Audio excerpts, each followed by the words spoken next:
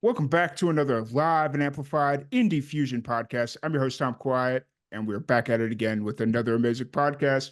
We have a very special guest joining us tonight. We have Jessi Pugh. How's it going today? Good. How about you? Doing pretty good. Doing pretty good. It's Wednesday, so it's kind of like that midweek slump hit me a little bit today, but you know what? We're through it, and tomorrow's Thursday, and it'll be all good. Oh yeah, almost the weekend.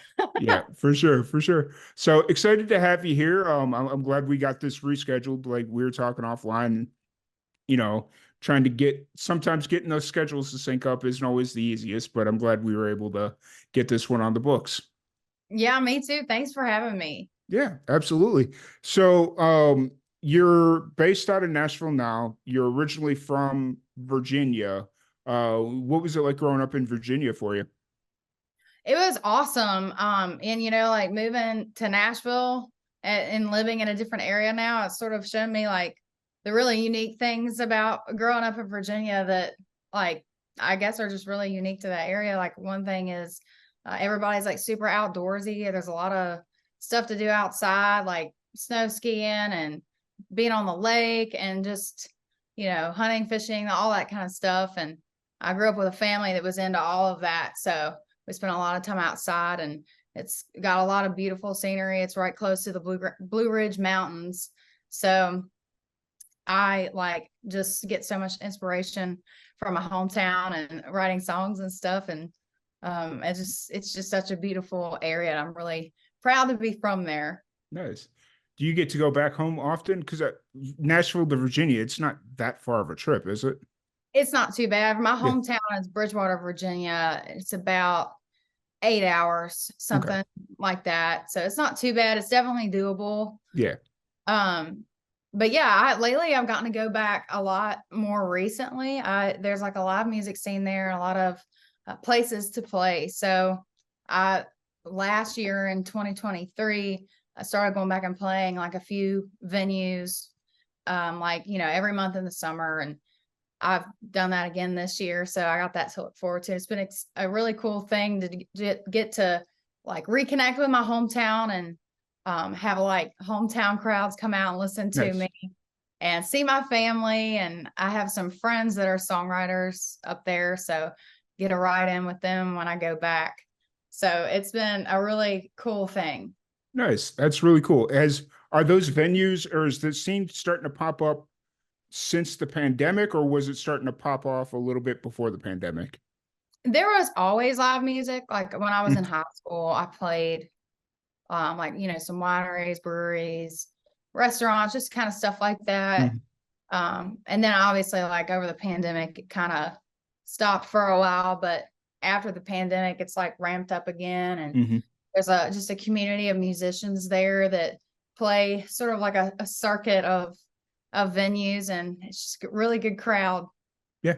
I feel like the East Coast there is very similar to Texas, where you could run up and down the East Coast and make a very good living just going up and down the East Coast as a traveling musician. And Oh yeah, definitely. And I've gotten to travel more recently, outside of like Tennessee and mm, Virginia to play, and it's been really, really fun. I want to keep doing that for sure.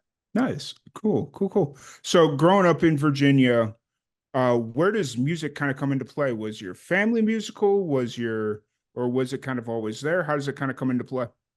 Yes, my family's musical. My granddad specifically, has always been in a bluegrass band growing up, and they played just all over Virginia doing that. And this was around that at a young age, and he always had guitars at his house and stuff like that. And I got when I was like 7 years old, he would get up in church and kind of run the sermons sometimes if the preacher was out of town and things like that. So my cousin Faith and I, she's the same age as me, and we started with quoting like scripture in church, and that kind of like from early on got us comfortable like in front of people, and then it moved to singing songs to like an accompaniment track, and then we started taking guitar lessons when we were 9, and then we started playing some songs in church, and it progressed, and we ended up doing this family band together with my granddad, and then my cousin Will joined along later, and he plays the banjo, and all throughout like middle school and high school, we played bluegrass and Southern gospel music anywhere they would let us play. We played church potlucks and bluegrass festivals and picnics and just everything you can think of. So Nice. that got me really comfortable early on with music and performing and harmony and all that stuff. So my family is like a huge part of why I started music, and it's been awesome. Nice. You mentioned bluegrass a lot, and I love the bluegrass community. They're one of the first, like, if you look at music as separate, like, communities, they're like one of the first major communities that brought live and amplified and welcomed us into their community without asking any questions. Yeah. Because we went down to a bluegrass festival in the Florida Keys, and I literally was sitting there talking to one of the guys. I was like, he's telling me like all these like who to look out for, and I'm like, look, I'm a dunce when it comes to bluegrass music, so you're gonna have to break it down for me. He's like, oh yeah, we sat there for an hour and a half, and he was like, okay, so this is who you need to listen to. This is what you need to look out for, just like all these things. And it was like a really cool thing. So the fact that you brought up bluegrass music is cool. That's awesome. Yeah, I love bluegrass. It's like where I started, and I just have so much respect for musicians because you got to be good to Right. pick bluegrass. Like, Yep. yeah. So, and then recently I've had an opportunity to fill in for my friend Nicole Coteau with High Road. She plays in their band. It's a Southern gospel bluegrass band, Mm. and they're based in Nashville, but they play all over the country. And I've been blessed to get to fill in with them and sing harmony Nice.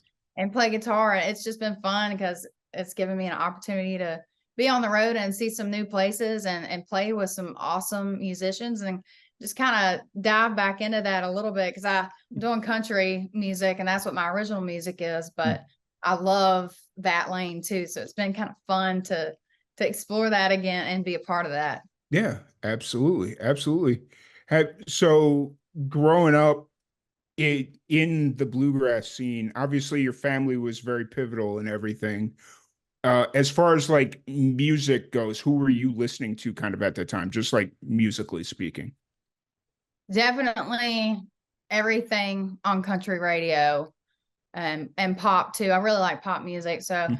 I've always just really liked listening to a very broad spectrum of music. And I think that kind of comes through in my songwriting and production and stuff. But early on, I think some of my favorites were I loved Sugarland Mm. and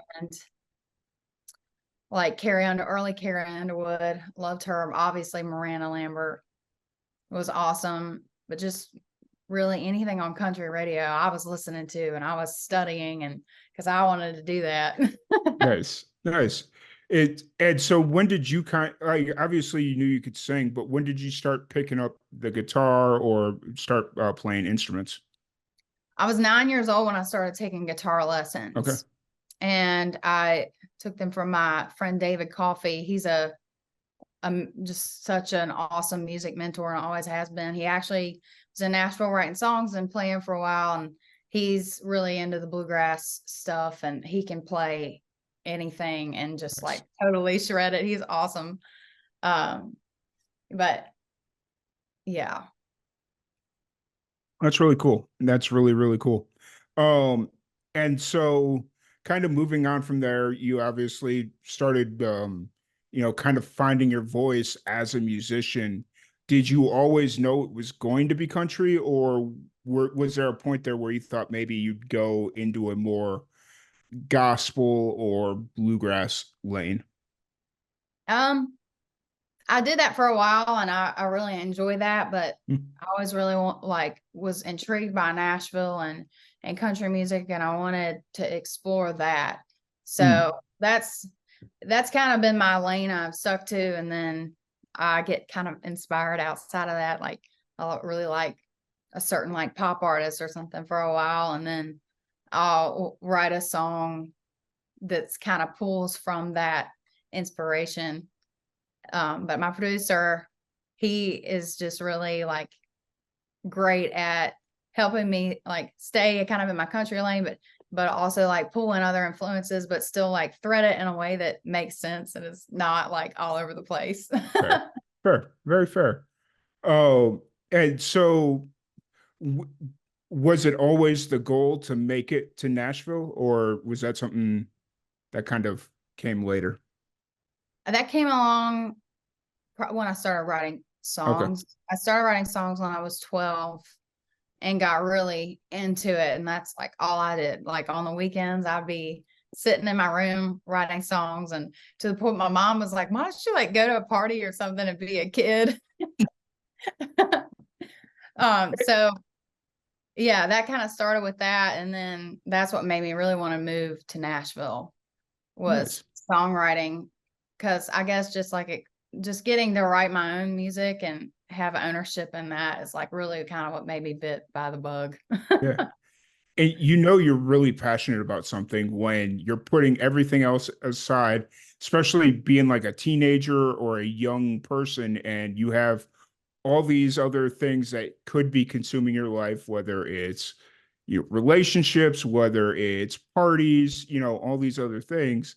And you're like, nope, I'm going to focus on this music. And once I kind of figure out this, then I'll factor in everything else. Yes, definitely. And looking back, I'm really glad I had music because it probably kept me out of trouble. Fair, fair. You know, I like, I mean, that's literally all I can say about that. Oh, so you started releasing music in 2019, correct? Just like right before the pandemic? Yes. That was Okay. the first time I like released I actually did a like a bluegrass gospel CD before that I like promoted when I was doing like the gospel stuff and the bluegrass stuff at home.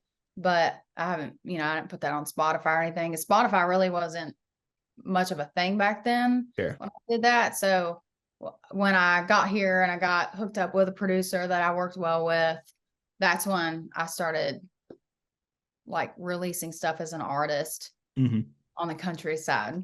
Yeah. When you went at that time, obviously you were still very young in your career when you were looking for a producer to work with.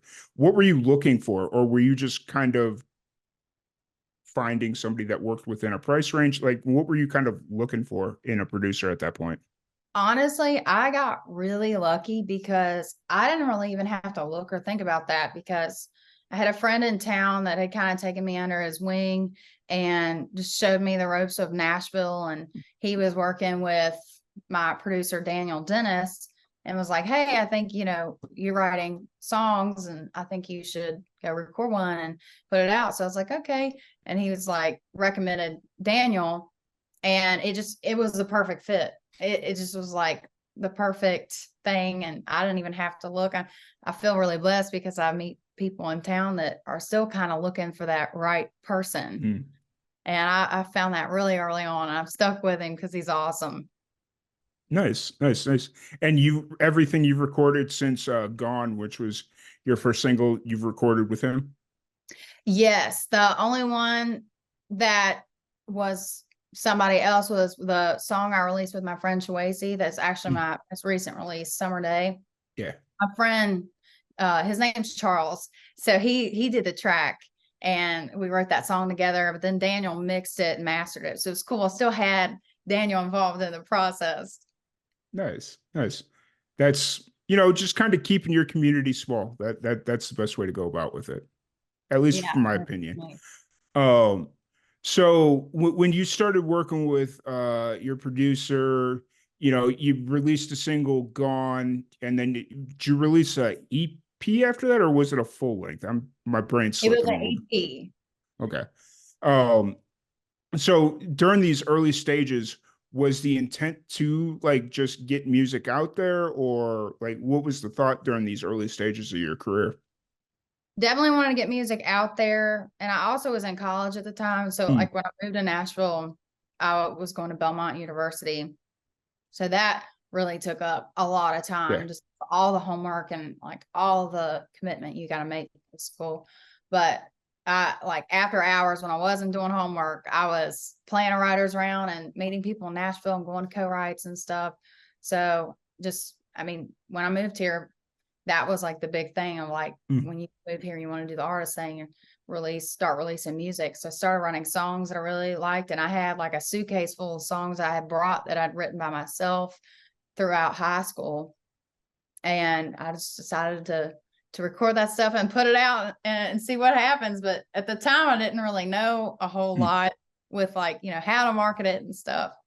Fair. Out of that suitcase full of songs, did you end up recording all of that, or were you just kind of like, okay, this is what I think is the best? Not all of it. Mm. So my EP, my first EP is called Five. It's because it has 5 songs on it. And a few of them were songs that I had co-written, and a few of them were songs that I had written from home, like Vintage Dream and Island Man and Mhm. Unremember You are all solo rights. And those 3 were on that EP. And then I had Bad Reputation and uh, Just a Gypsy I wrote with my friend Mark Mulch. He was one of the first co-writers I wrote with when I first moved to town. Nice, nice, nice. It's and you did all this while in school at Belmont? Yes. Nice. That's I'm sure that was a whole experience in and of itself. And then of course in 2020, we don't have to say what happened there, but I think everybody at this point in the game knows what happened in 2020. So it was kind of a good time for you to be in school. Like you came to Nashville, which Mhm. was seems like that was the first big goal, and you started releasing music, and then 2020 kind of happens. At that point, were you just focusing in on school, or were you kind of, you know, writing, or like what was kind of the plan of attack there, obviously, because there was no shows. It was so during COVID, yeah, it was crazy. Like all the shows were done, and I still remember that semester started, and it was actually my last semester of college. Mm. It was even crazier because like I didn't have another semester to go back to that was normal. But I think it was like February or just really, really, really early, and we'd already gone to online classes. And Mm. but then they just made an announcement one day and like it's all like canceled for the rest of the year. I just remember like that just being like so crazy. But it was at a point where we could like, I mean, let me back up. The classes were still going on, but like going to campus for the rest of the semester was completely off the table. Like it was Mm. all online. We had to shift everything online. And it was crazy.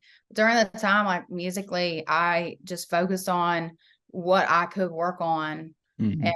the cool thing about it is it gave me time to work on things I probably wouldn't have made time for if things were normal. So I really like worked on social media and tried to research things to do for that, and really dove into writing and started working on learning more about Logic, which is like a recording software, so I could Mm.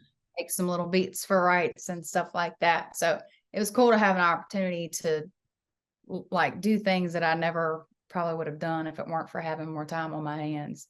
Nice. So you took the time to kind of learn the more production aspect of things.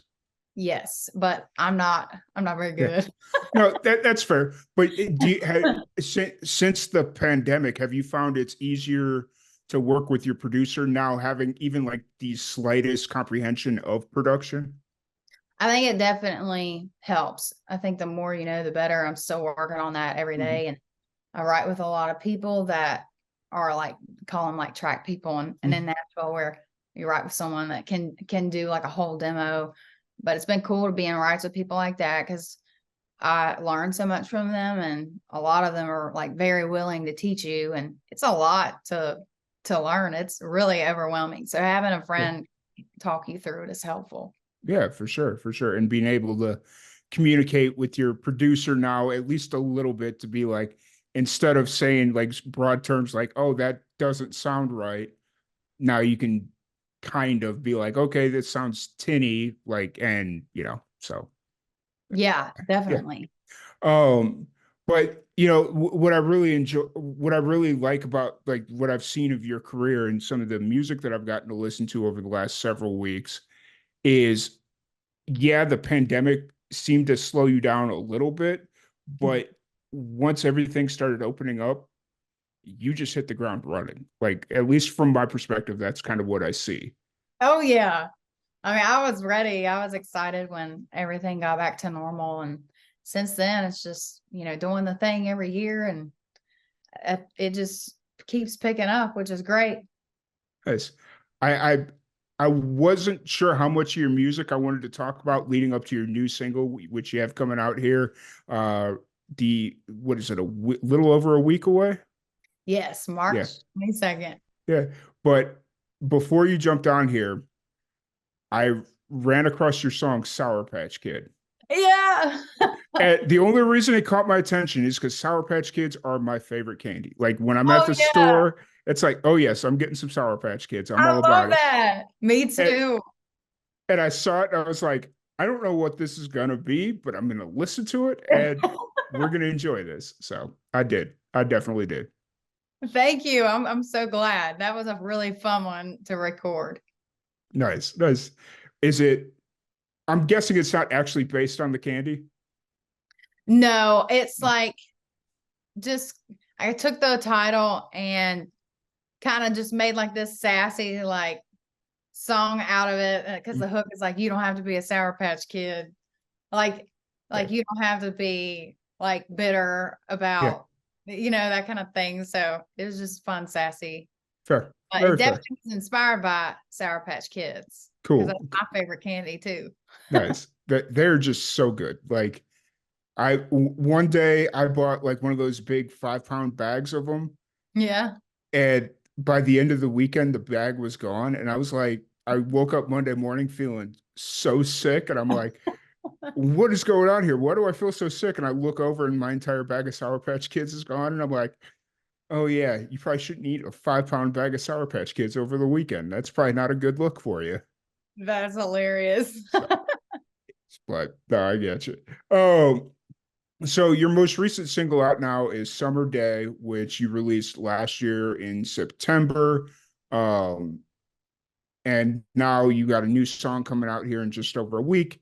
What's kind of the thought process right now with your current like release strategy? Are you kind of staying singles, or are you trying to build to like another EP or maybe a full length project or So I have an EP coming out this year, and so Over the Influence is the first single off of it. So it kind of gives a taste of what's to come with the EP. But I'm really excited about it. It's kind of where Sour Patch Kid is kind of like me leaning into my like pop yeah, inspiration. This EP is gonna like still have those elements, but lean into like the organic side of like organic instruments and that kind of thing. So I'm really excited to kind of do something that's in a little bit of a different lane than the summary stuff I've been putting out recently.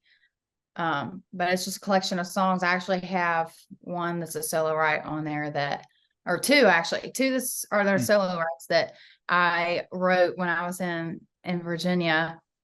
So, and then I got some with some co-writers that I've written here. So I'm really excited for it to come out and to promote it. nice, nice, nice. I'm looking forward to Over the Influence. I'm looking forward to the full EP, just kind of everything you got going on. I was just introduced to you about a month and a half ago, whatever it was, just randomly scrolling through Instagram, and it's just the opportunity to kind of go through your music and listen to everything you've done over the last 5 years. It's absolutely incredible, and I can't wait to kind of hear what else you got coming up down the pipeline. So Well, thank you. I appreciate it. I really appreciate you listening to my music and having me on here. yeah, absolutely, absolutely. So, Summer Day is out now. If anybody wants to check it out before Over the Influence comes out in a little over a week. We touched on this a little bit, but what's kind of the story of Over the Influence? So I wrote this with my friends Dylan Norquist and Mike Davis back in Virginia. My parents have this really cool little like deck overlook thing that's overlooking a river in Virginia.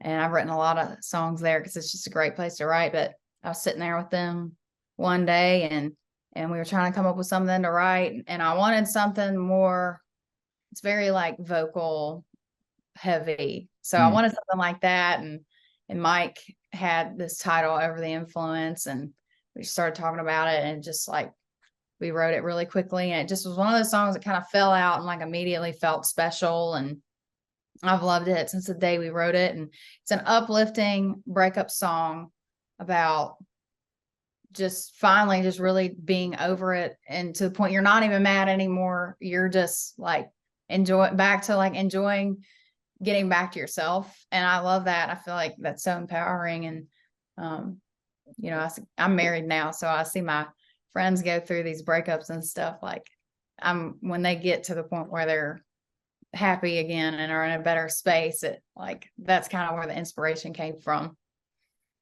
Nice, nice, nice.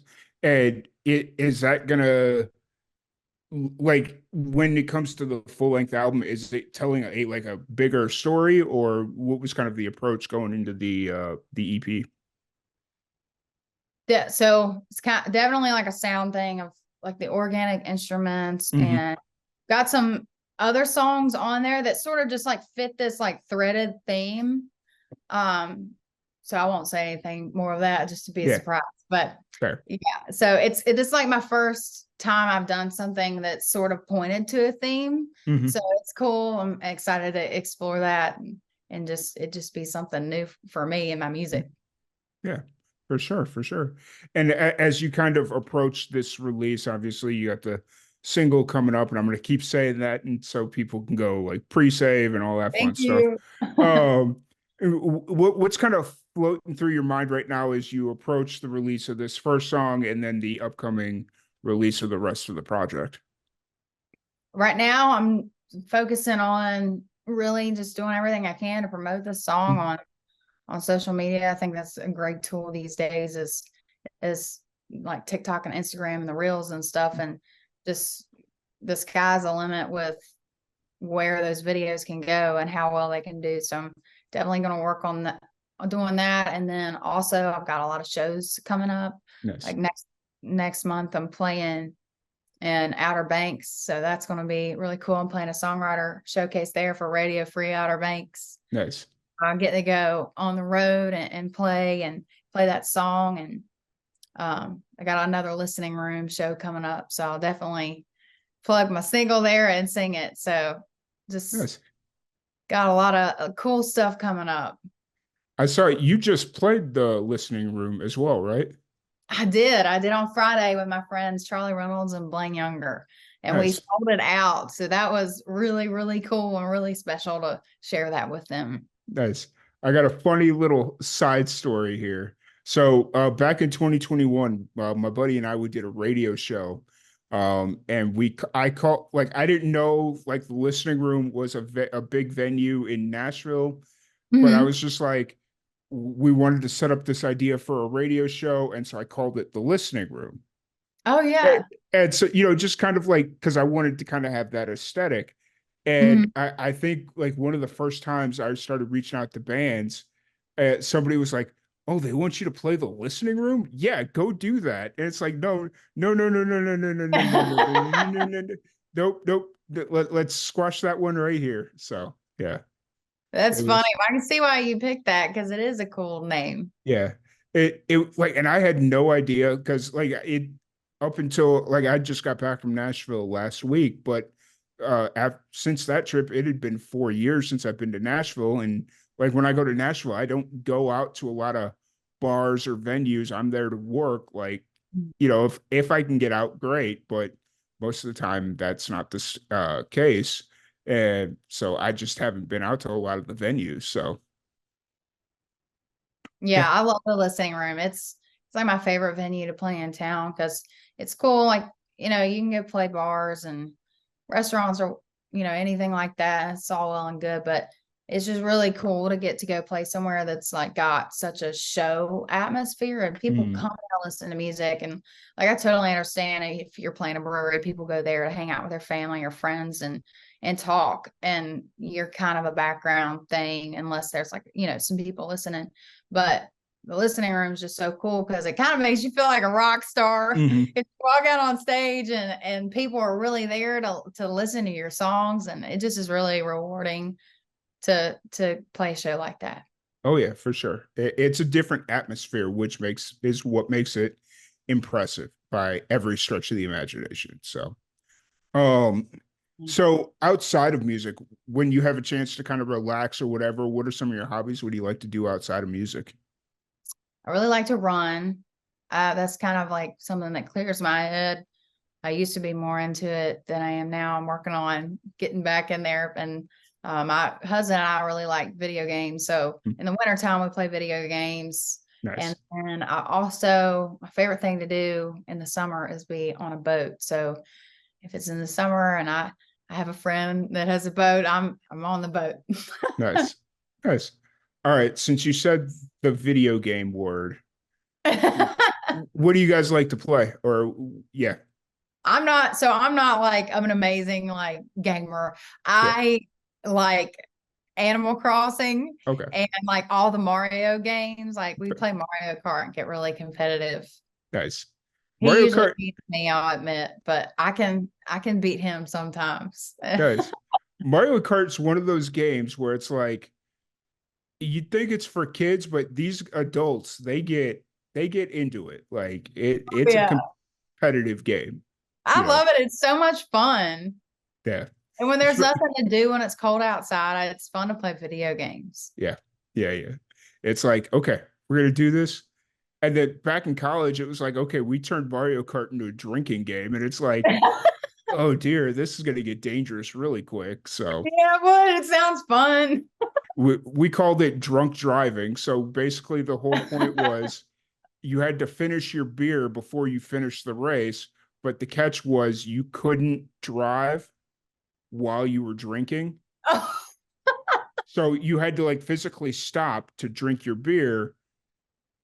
And but if you crossed the finish line without finishing your beer, you had to shotgun the beer and then drink another one and shotgun another one. Oh So my yeah, goodness. there was a whole bunch of rules, and it was just like, okay, here we go. So That's hilarious. yeah, it was good times. But really appreciate your time. I don't want to keep you here too much longer. Um, uh, if people want to check out your music, any upcoming shows, any of that fun stuff, how or what's the best place to find you, or where's the best place to find you? My website, I put all my live shows on there. Everywhere I'm going to be pretty much through the end of the year, and I just add it as I get more. And my links to my music and my social media is on there. It's jessipughmusic.com. Awesome, awesome. Well, Jessi, thank you so much for joining us. I really, really appreciate it. Thank you everybody for tuning in, and we will catch you all later. Thank you so much for having me. Yes, absolutely, absolutely. Gotta stop all the recording.